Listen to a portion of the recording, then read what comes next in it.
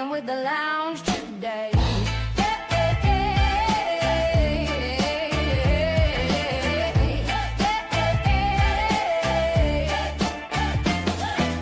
City lights flashing, can't stop the glow. Feet on the pavement.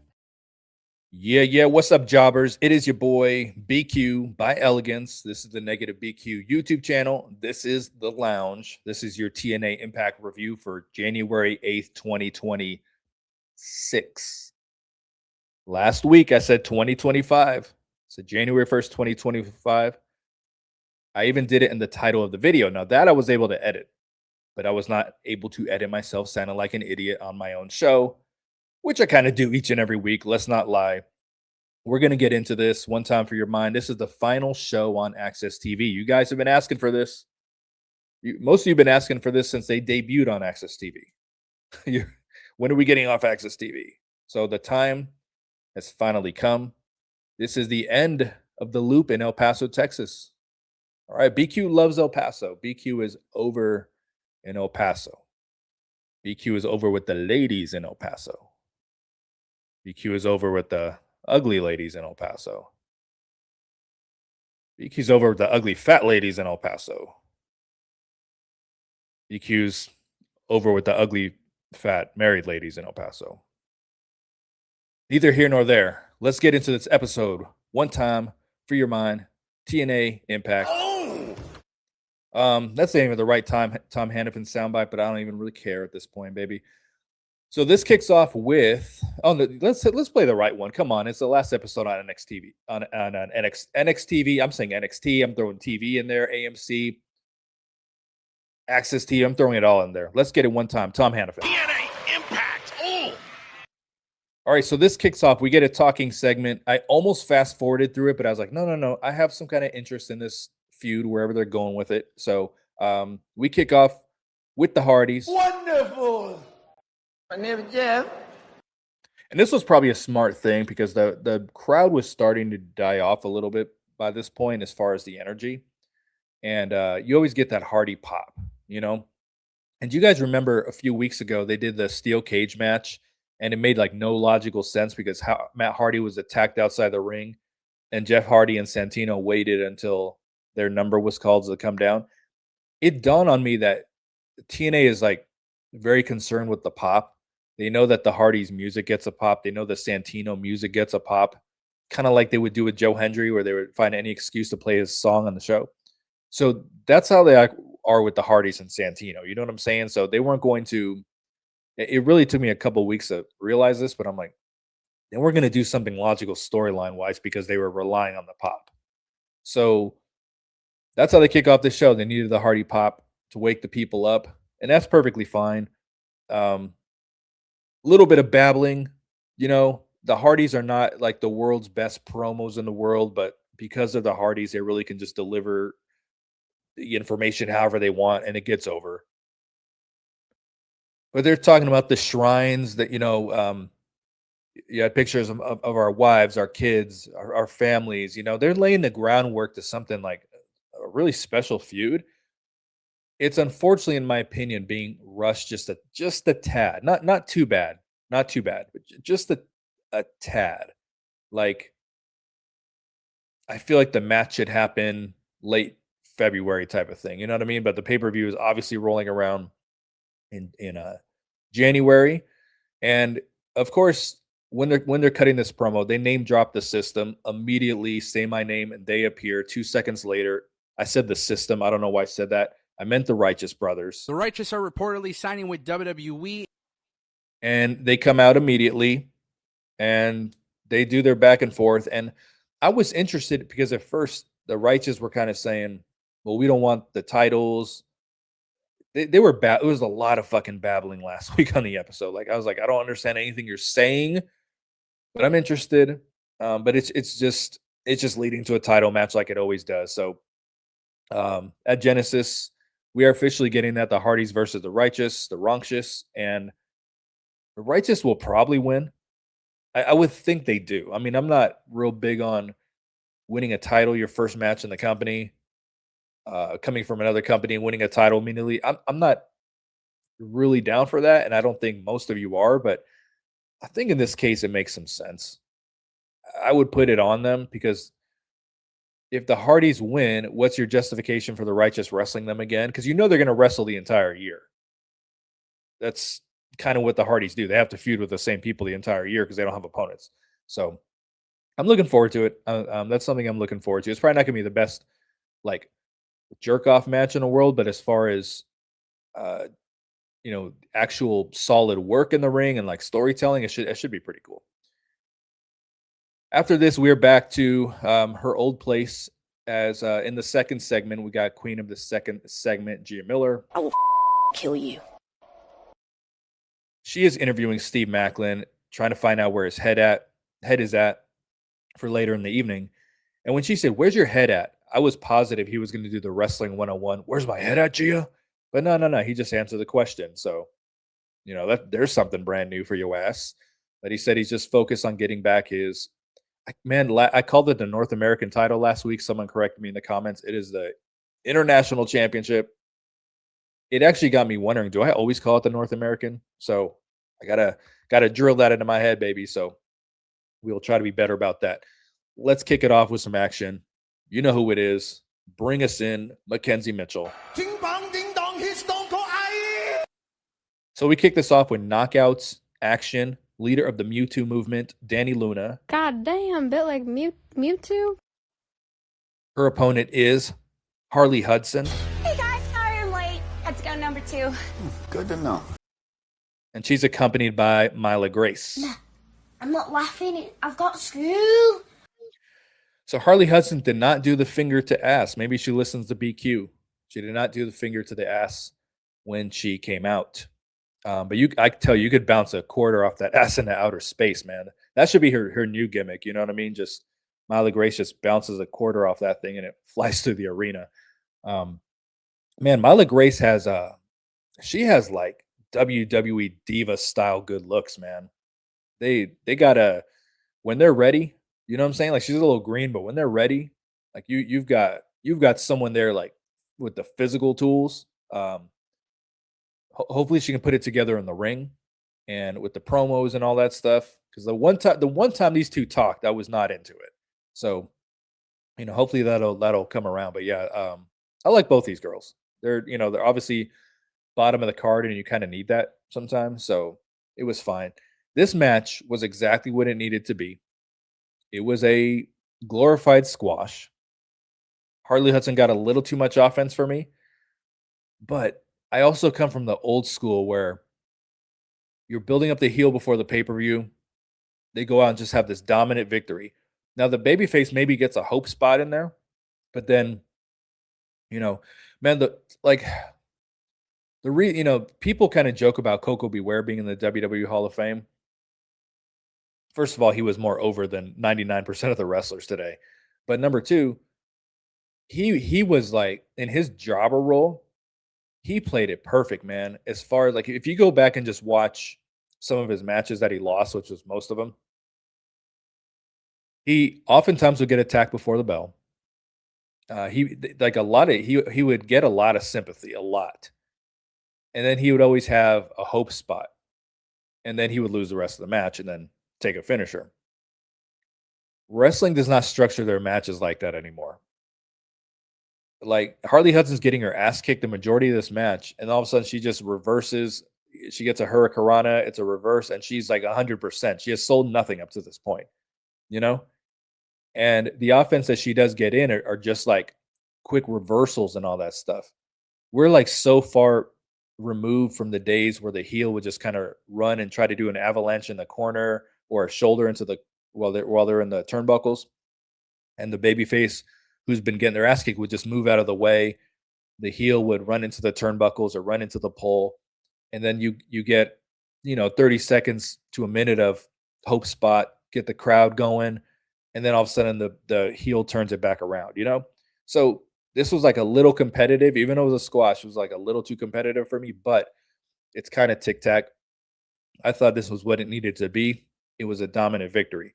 After the match, after she hits a Luna landing on Harley Hudson, Mila Grace comes to check on her. She picks her up, hits the Luna landing on her. It reminded me of Eric Young taking out uh, what's his fuck? Oh yeah, I forgot Eric Young was involved in that last segment with Macklin talking about the juice cleanse. I forgot about all that. Anyway, neither here nor there. It reminded me when Eric Young beat one of the fucking Jobber and Taint, and then the other one came to help him, and then he pile drove him too. Kind of similar thing that they did here. Luna landing to both, and I was like, wow, they're going for the heat. And then Lee's music hits, and I'm like, oh my god, the babyface is gonna come and get the upper hand like they always do, and then we're gonna say, why is there a match? But no, Dani Luna puts her in a sleeper, chokes her out, and then Queen of the Rubber match, Xia Brookside runs down. So now I'm like, okay, now the heat's gonna go away. Xia Brookside's gonna get the upper hand. No, she caught a Luna landing as well. All right, so Dani Luna left very, very strong. I've been asking for this kind of shit, and they just don't do it for whatever reason. And I was very happy with this. Next, we go backstage with Bioflex legend Mara Sade. Dracarys. Jacksonville, the community, Duval. Ryan Nemeth Well, let me tell you something, brother. walks up to her, says, we got to talk about these super kicks. Every week it's a super kick. He's kind of flirting, says, maybe you like me. You know, it's a little backstage segment. It's nothing. It might even lead to Mara Sade helping Nick Nemeth, helping Ryan Nemeth. You know what I'm saying? Like, it might be one of those things that she actually does kind of turn heel, which I would be cool with. I think she's going to be much better in that role when it happens. But also, I also feel like they're going to hold off a heel turn until they need her to wrestle for the championship. It's going to depend how the Knockouts Championship match at Genesis plays out. Like, if Lang Lee wins, I can see the heel turn kind of coming from Mara Sade. If Dani Luna wins, maybe they hold that off and then, you know, do the rubber match. I guess it's not a rubber match, just the rematch and then the rubber match. Shout out Xia Brookside, of course, which is probably what I think I'm leaning towards. Like, I feel like Dani Luna has to win this time. She's always like coming up short. Like, I feel like this is it. I know it's not been a long title run for Lang Lee, but it's also out of character for a tag team wrestler to be the champion. So that's why I think there could be some shenanigans with Xia Brookside. I think it's quite possible. And then we show Order 4. They're backstage. They are looking for Agent Zero because the biggest member in the because we need to jump and attack the biggest part of the team. And then it shows Elijah backstage, who obviously took him out. So they're getting ready for their State of the Union address. Then after this, we had people have been asking, what's up with Mr. Elegance? Well, we got the Elegance brand. Come on, Teddy. Come on, Teddy. This has not been good. You guys know I like the Elegance brand a lot. This has not been good. They've only had like one segment looking for Mr. Elegance and then disappeared for 2 weeks. And then they're back like at the table tired, like, oh, we've been doing this all day. And da-da-da. Man, NWA did something like this. They were this was last year, early into the year. They had a segment where a team was looking for a new tag team partner, but it was consistent. Like, they were doing tryouts. It was almost exactly like this. They were doing it every week. You know what I mean? So there was consistency. It worked. But they're acting all dejected, like they've been doing this week after week, and we've seen them interview 20, 30 people. We've seen 3. If anything, this has happened on Twitter for the most part. This has not been like something that's really happening on the show. So then Ash says, do you see what I see? And it's the fat cameraman. He's not a wrestler. Have him take off his shirt. Eddie Edwards won't even take off his shirt. So shout out to this guy. So is he Mr. Elegance? I don't know, but like I said, this has not been very good. And this is from someone who tends to put over what they do. Once upon a time, not so much, but they've like really grown on me, and as the act has improved. It's good to see Ash on screen, but this is not it, folks. This is not what we've been waiting for. Unless, is the cameraman going to come down next week and help them win the titles? I don't know. But yeah, let us move on from that. Oh yeah, some random Asian dude pops out at the end saying, "I must protect the Asian brand, the elegance brand." I don't know who that is. I don't have a fucking clue. Maybe some of you guys do. Beats me, but it did not hold my interest. I'm not excited about what is next, if I'm being totally honest with you. So after this, we get State of the Union with the Order 4. I actually thought this was entertaining. Ali's a great speaker, entertaining speaker. Tasha Steele did a very good job in her role as well. If you remember, she was doing the promo kind of promo battle with Elijah a couple weeks ago, and she was just really dragging on. And I think she got lost a little bit, and Elijah had to save her. And I think the crowd got to her. But I thought she sounded here pretty good. He thanks the people of El Paso for his nickname of Mr. Culero. And he's banning cowboy this and cowboy that and cowboy boots and cowboy hat. And Tasha Steele's had to remove her hat. So I thought it was actually pretty funny. I thought there was some like genuine humor in there, not the forced humor that they try to do. I thought it was pretty good. And then we get the music of Elijah. Nurture me, brother. We both. This is the worst song I've ever heard. And he's on the horse. And there's not a lot of room for this horse, yet they all take off running. I just felt like running. Shout out Jody Threat. They just go running away. And it shows them running backstage as well. And again, this is like small potatoes, but this is supposed to be, if we're watching a show live, or we're supposed to be delivered like we're watching a live sport, why is it in slow motion? You know what I mean? But it's whatever. It's not that big of a deal. Was kind of funny, a little bit goofy, but was kind of funny their reactions when they were running from the horse. They get outside and they turn around and there he is on the fucking horse again. So the horse is obviously over in El Paso. It's over with the people. It's not really over with me, but it's fine because I think whatever match they put together will be good because Ali can wrestle with fucking Hannafin and it's going to come out good. You know what I mean? So I'm looking forward to like what they're doing. It went from like funny to a little bit goofy, but it's fine.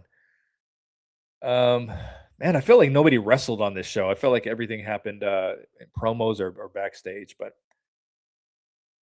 after this, we get into the international. It's not the North American, international title match.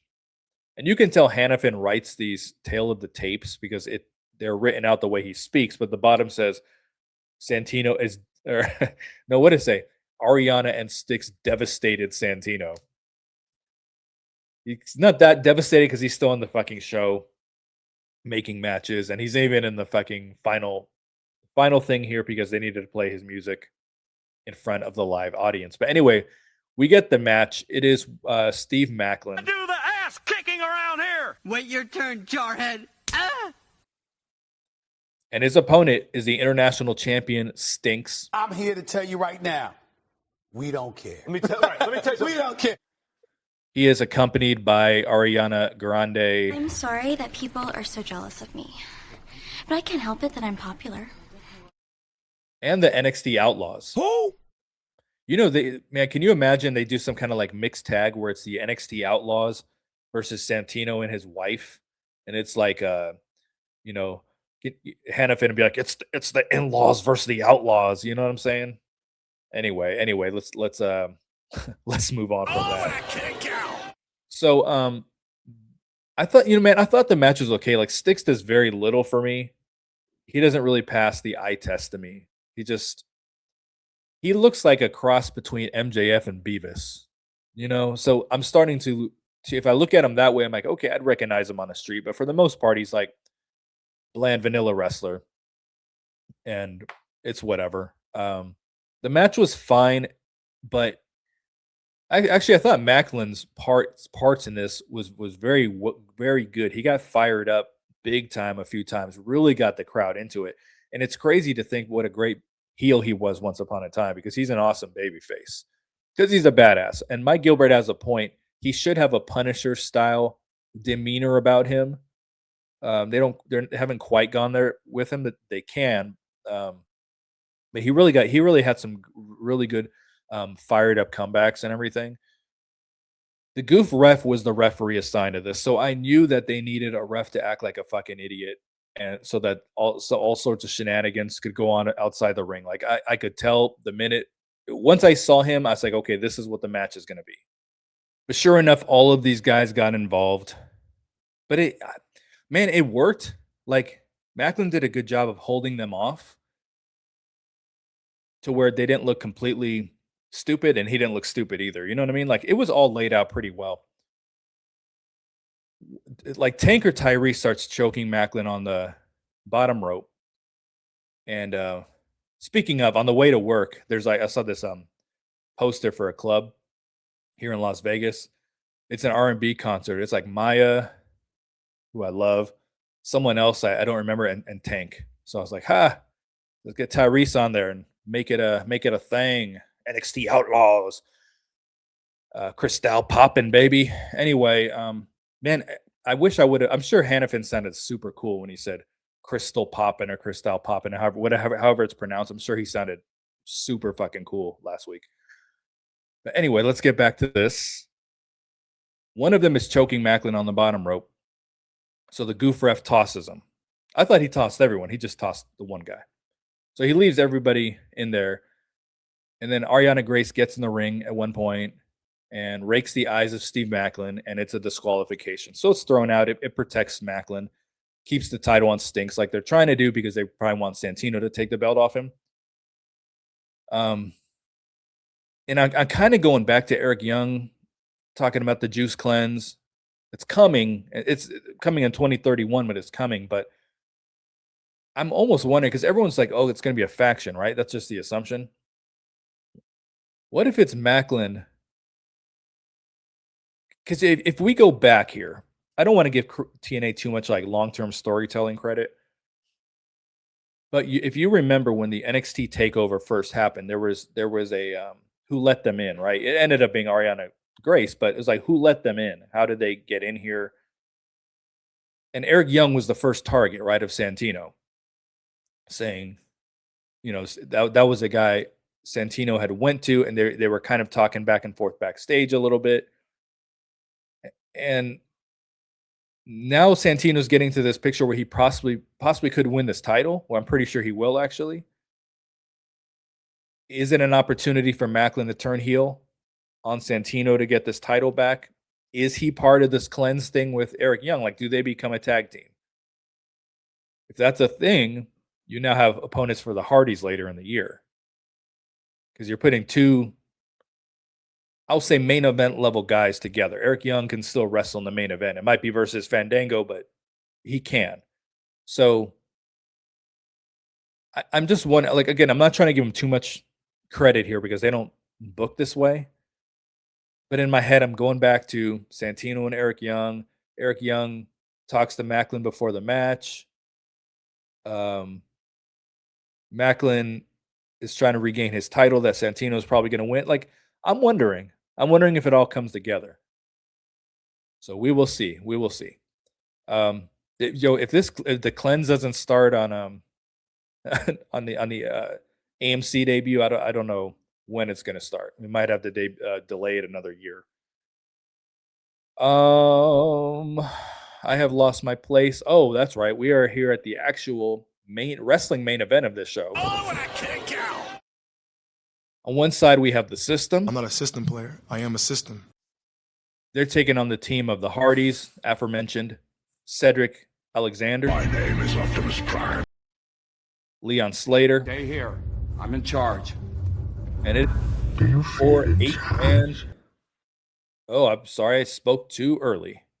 But it is a 4-on-4, 8-man tag team match. I'm here for the gangbang. I watched part of this match, okay? I was not into it, even a little bit. This babyface versus babyface. Somehow my dog just walked up to me, got out of his kennel. Give me 1 second to hit pause while I go take care of this. Hey, And I'm back. The magic of editing. Anyway, I watched a portion of this. I wasn't feeling it. Babyface versus babyface. Let's play the music, the Hardys music to get the pop for a second time in the evening. And when they were all outside and Alicia Edwards jumped off the top rope with a crossbody block and took out like 6 guys, I fast forwarded the rest of the match. I don't even know who won. Like that's how little I cared after seeing something that fucking ridiculous. And I've told you guys before, man, they always feel like they have to do dumb shit like that to send the crowd home happy. Like, just put on a good show, man. Even if it's heel dominated, even if it goes off the air with the heel screwing the babyface, like put on a good show and people are gonna be happy, you know? Like this freaking horse shit. And I love Alicia Edwards, man, but it's fucking she cannot weigh. She's taller than people think she is. They think she's like 4'11. She's not. She looks about 5'6", 5'7". She's taller than several of the other knockouts. I'm gonna say, just given her height, at a max she's 110, but I would imagine she's like 100 pounds. She comes off the top rope, and we're talking Moose, we're talking super heavyweights, Eddie Edwards,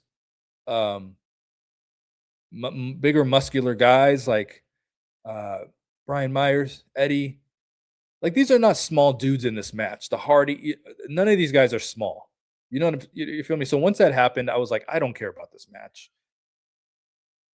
I would say, you don't care, I don't care. You know what I mean? If you're going to give us horse shit, I'm going to fast forward through it. So who knows who won? I don't care. And then after the match was over, we have a contract signing. We have Santino. Sometimes may be good, sometimes may be shit. Who of course has to be here. He's before I even get to this, we had the most bullshit. I skipped over it. It was so dumb, but I'm going to go back to it. We had the most bullshit BioFlex injury report they have ever had. It went from legit injuries to complete bullshit. Okay. Maybe Mike Santana is hurt. I would imagine they're just kind of keeping him from wrestling to keep him healthy and fresh for the main event at Genesis.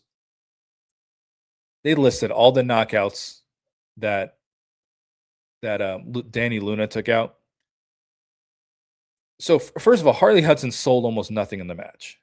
Okay. I mean, she sold. That's not what I'm saying. She didn't no sell it, but I mean, when she made her comeback, she wasn't selling the prior injury. So she just takes a Luna landing. Ariana Grace, Mila Grace. I can't keep up with this shit. Mila Moore, fucking, you know what I mean? Mila Grace takes a Luna landing. Lane Lee is in a sleeper. Zaya Brookside takes a Luna landing. They're all fucking being evaluated. Like, that's less than happens in our actual match. And then, God, what was the fucking other one? I actually wrote them down real quick. I just, like I said, I skipped it initially because I thought it was just so dumb, but now I just can't help myself, and I feel like I got to talk about it. So let me check my notes, because there was one other that I'm like, get the hell out of here. Let's see. Santino hey guys, Santino was cleared. Santino, not an active wrestler on the fucking show, but he is he's cleared. So, because we need him to win a championship on this fucking show. Before I get to it, I actually forgot about the AJ Francis segment he was doing. I guess it happened before the show. And he was talking about Rich Swann. When Rich Swann was champion, couldn't even get 10 people in the building, which was funny. I don't think the crowd picked up on it because it was pandemic time. But I just wanted to comment on it. That feud, even though no one was asking for the split, perfection as far as rehabilitating Rich Swann into like a big time babyface again from his heel work. You know what I mean? Like, he was so fired up, had the crowd going. Like, they laid this out. I don't want to say perfectly, but very, very well. But anyway, let's just do it one more time. Fucking Santino. Sometimes may be good, sometimes may be shit. And because I had fast forwarded from the previous match, I don't know if they actually played his music. I'm sure they did in the arena because they got to get the fucking pop. But he's obviously not that dejected because he's there and he's still making bad humor. He calls Genesis the first time and then Genesis the next time, which if you're trying to sell the pay-per-view, don't fucking give it a stupid name. But he's mispronouncing shit on purpose. It's unfunny. Like in this situation, if you're really that dejected, dude, just like have some kind of normalcy to you.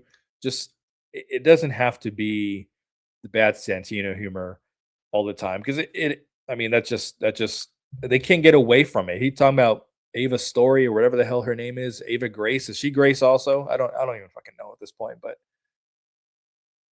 she he calls her what? Ava? Come on, man. Anyway, they're doing the contract signing. It features Mike Santana. That's nasty. And TNA Jobber World Champion, King of the Block Party. A block party. I'm not playing with y'all, bro. Frankie Kazarian. And they both cut excellent promos. Frankie did a very, very, very good job. Mike Santana, very, very good job. Both very, very effective. I was into it. They didn't it didn't turn physical. You know, they're keeping them away from each other a little bit. I think that's a good thing. You know, I'm all for that. This wasn't a paint by numbers contract signing. The contract signings are bullshit because the guys wrestle regardless. Whether he doesn't sign a contract, there's gonna be no title match. Santino tells all motherfuckers all the time, "Hey, you're up next," you know? So I just think contract signings are super dumb. But and then right when one of them signing, I don't remember exactly. Oh, they haven't signed yet. They haven't signed yet because we get Nick Nemet's music and it sounds like this. I've been talking to people walking here. We've been talking about next year, and I'm sitting there saying, I'm not going to be here. And he comes out, and I thought he was good too. I mean, I really thought the talking points for all of this was good. I thought it was all like a good lead into next week for the debut, kind of a go home show to the debut of AMC. I thought it was all pretty good. I thought Nick Nemet's humor was good. You know, I said, go ahead and sign the contract. Nobody cares, but go ahead and sign. But I just thought everyone played their role well. Frankie Kazarian said, I'm an addict also. I'm addicted to winning. Santana's talking about, you know, basically how things were in AEW. We lost the passion. We came here to regain that, which I completely forgot. These are both former AEW guys who came for the same reason. And I would suspect in the future more AEW guys will do a similar thing, especially, you know, following the lead of these two, because especially with these two being high character guys that got to the main event, you know, I can see more of that happening in the future. But I thought this was all pretty good, and it has our minds. We've played out how we think this is going to play out many times. How does he cash in? Is Frankie a temporary champion? Everyone assumes Mike is getting the title back. Like, you know, we don't really know how this is going to play out. I'm not going to give him too much credit that they're going to do something incredible and creative, but you know, I'm looking forward to it. And I thought the card they put together for next week is very good for the AMC debut. You know, we don't have any hometown man bullshit or anything like that on there. It looks like a solid episode of what can be good matches, highlighting people that they should highlight. You know, so looking forward to next week. But that is it. We're done with AXS TV. I don't want to say forever. AMC drops them; they'll be right back on AXS TV. But for the time being, we are out. We are done. And I am also done. I am also out. I am also your boy BQ. And I'm out. Peace. I said peace. Peace.